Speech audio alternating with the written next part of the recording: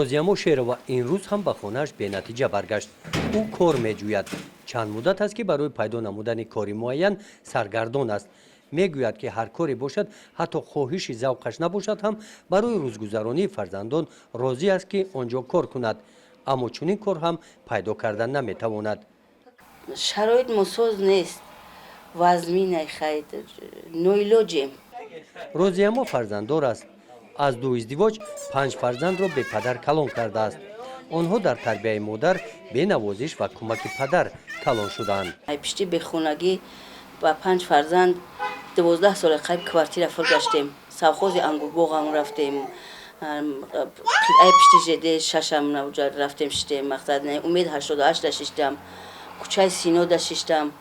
чанд боро хай муроҷиат кардам, мақсад ба раиси ҳукумат, ба ҷамоат, то вакил. Хай ҳама вазъияти хонаи мара шароит ма эл ҳамсоя медона. ин модар ҳамроҳи фарзандон дар хонаи бибиашон иҷора мешинанд. бо нафақаи бибӣ рӯзашонро пеш мебаранд. дар хонага 10 нафар бо шугронаям хонаи учамай. мо хона надорем. Хай вазъият вазбинаи кели намебардора. шароити хурданмонам састай.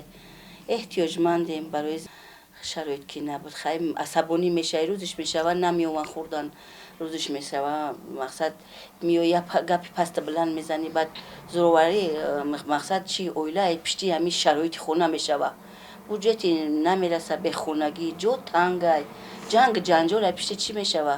баъд зӯрш ба шавҳараш мерасад, баъд принсип мемонанд ки ё ма ё чат.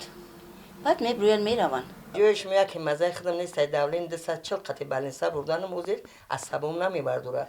ҷояш меям духтара хафа мекун мегум буги гулак санта брагмуша. рости гап намешава ба худо. хай озир амин пиринсоли як ҷое боша ки мегӯй камтар сарм осуда боша. намешава итари ки мисол вазъияти вазминӣ да ин хонаву дар мисол гулак санг вағ ҷағда ман наметонам дигар. хай чӣ кор кунам фарзандай. май бар ё гузашта натонам. сиркашо натонам. го вақт гизала мешам мегум шон. ки брен гумшен. брен ягон ҷо хай як ҷо бираваям. 12 сол гашт охи квартира ба квартира гашт. ягон точка намуд. нашида ахирам ҷа мурда парто канчко. бо вуҷуди мушкилотҳои оилавии розиямо ва бибӣ бо масъулияти баланд фарзандонро дар рӯҳияи ватанпарастӣ ба воя расониданд. ин сипосномаҳо аз номи мақомоти иҷроияи ҳокимияти давлати ноҳияи восеъ барои тарбияи дурусти фарзандон ба модар тақдим шудааст. ду фарзанди розиямо қодир ва амирҷон барои адои қарзи шаҳрвандӣ ихтиёрӣ хизмати ватан модарро адо намуданд. гулакот амин шугронаш мактаб миёнашона мақсад ки ҳела хонондамшон ба шароит ба хоҳиши худшон мақсад дабравони рафтан аскарӣ ки мо мақсад ами як раиси ҳукумат да як маҷлис шуда ами хел ғалтидем ами гуфт ки коми ки мақсад оилаи камбизоатай коми ки ами дабравони ами 3 фарзанд шароит ка мақсад мо ёрдам метем. мо ба 2 сотих замин ҳозизорем. розиямо баъди саргардониҳо барои ҳалли мушкилоти худ ниҳоят ба шӯъбаи кор бо занон ва оила омад. дар ин ҷо ӯро ба қайд гирифта муроҷиаташро шуниданд. мо 2002 хона вайрон шудем айсоби кор накардани ами шавҳар. хиштоман раҳмо надод, бенасы намон кард ки шуд кор намекунад гуфта. омем мо амида духтаракем ҳарчи бо дарозима бо акав додарам надорам. хаята мурдагиай. ки ами хеле ами хонада як модар дорем пенсионера 300 сом ойлак мегирад, 300 сом ойлаки ӯ чӣ мешава мода ҳичи. бе ҳичи ки ами хона вайронам кард, ай пишти очаш дигар ёрдам ки надод, суроғ ки накард, ман ҳам суроғаш накардам. ай номуси даниёра даже алюминдам надодамаш ки мақсад нага ки ами зана мақсад алюмин мегирад. ма гуфтам ама худо фарзандора бутамара, ма ин алюминтиаму гузаштам. мутахассисон вазъи ҳаёти розияморо ба зӯроварии иқтисодӣ нисбат медиҳанд. дар маҷмӯъ зӯроварии хонаводагӣ яке аз масъалаҳои ҳалталаби ҷомеаи имрӯза мебошад. яке аз самтҳои фаъолияти кории шӯъбаи кор бо занон ва оила дар шаҳру ноҳияҳо ин пешгирӣ намудани ин зуҳуроти номатлуб мебошад. дар доираи барномаи зӯроварӣ дар оила, яъне дар дар рафти барнома, яъне барнома ба 4 марҳила ҷудо карда мешавад, ки барномаи зӯроварӣ дар оила, зӯроварӣ хонаводагӣ, зӯроварии шаҳвонӣ, зӯроварии иқтисодӣ, зӯроварии рӯҳонӣ.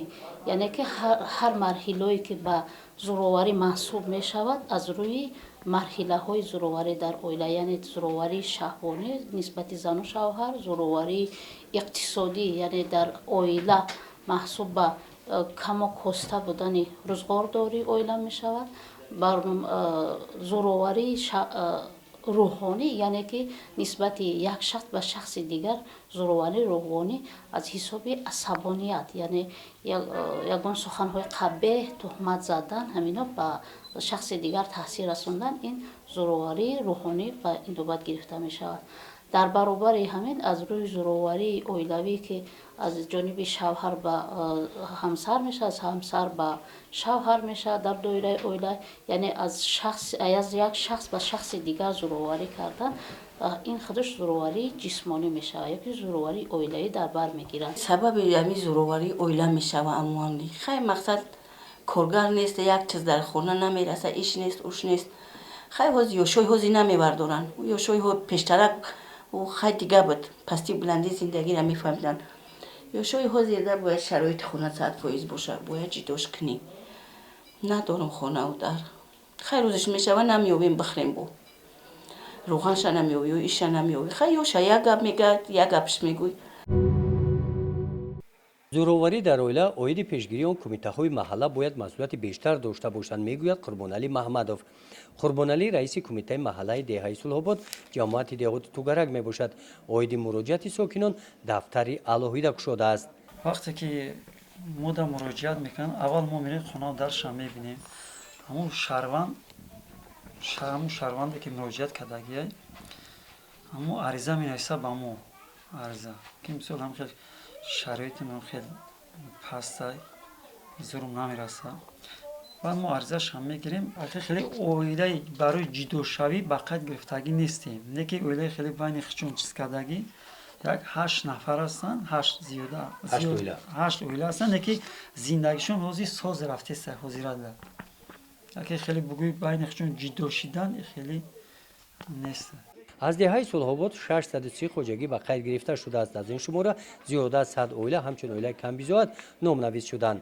дар ин маҳалла ҳолатҳои зӯроварии хонаводагӣ ба қайд гирифта шуданд, лекин аз маҳалла дур нашуда ҳалли худро меёбанд. масъалаи зӯроварӣ то ҳол ягон кас муроҷиат кардагӣ нестем монда. ягон одами хеле ҳамашами чизе ки ҳаст мерем ҳамора бан мефаҳмонемшон, мефаҳманд, дигар ягон хеле чиз намекунанд. яке ягон мақомотои болои айсоби ягон хештаборш айсоби чи хеле муроҷиат мекунанд, ин хеле нестем монда. мисол муноқишаи оилавӣ намешавад. ҳаст муноқишаи оилаи байни хай зана шавҳар мешавад, ҳамин хел ҳаст, чандтош ҳамин хел буд. ҳамин баъд хеле аст ки номарои телефони мара ҳама медонам. мисол мо дар хизмати халқем, мо барои ки мо намояндаи халқем, мо вакили халқем ҳастам. мерем амура бо файродшон мекунем, ҳарша бо мисол маслиҳатшон метем, бо ҳамин як рӯз ним рӯз нагузашта бо байни хичон соз мешавад, бо зиндагишон соз мешавад, бо як рӯз пас дурсат бо мерем хабар мегирем ки вазъиятшон бо чӣ хел ҳастанд. хай мерем бо гуфтае ки бо раҳматмон мегӯяд. мисол бо муроҷиати розиямо дар шӯъбаи корбозанон ва оилаи мақомоти иҷроияи ҳокимияти давлатии ноҳияи восеъ розияморо ҳамчун зани гирифтори зӯроварии хонаводагӣ ба қайд гирифта бо дастгирии соҳибкорон ба ӯ кӯмакҳои яквақтаи ғизоӣ расониданд. ваъда карданд ки дар пайдо намудани ҷойи кор ба ӯ кӯмак мерасонанд.